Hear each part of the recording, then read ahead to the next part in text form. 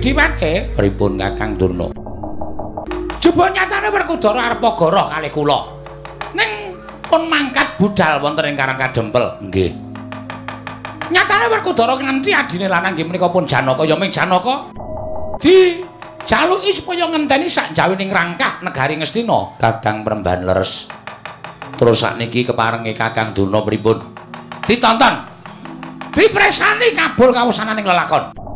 Kula aturi paring dawuh dhateng pun Beti Tanjung Anom Handayaningsih Maria Margareta.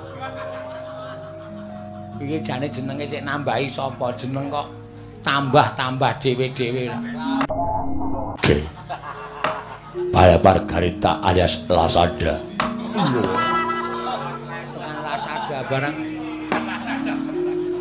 Moga Gusti Ayu ngaturi paring pangandikan. Sampun kados kendelan kemawon. Kula aturi paring pangandikan kaliyan pun sibuk kula, sibuk Neti Sulandari.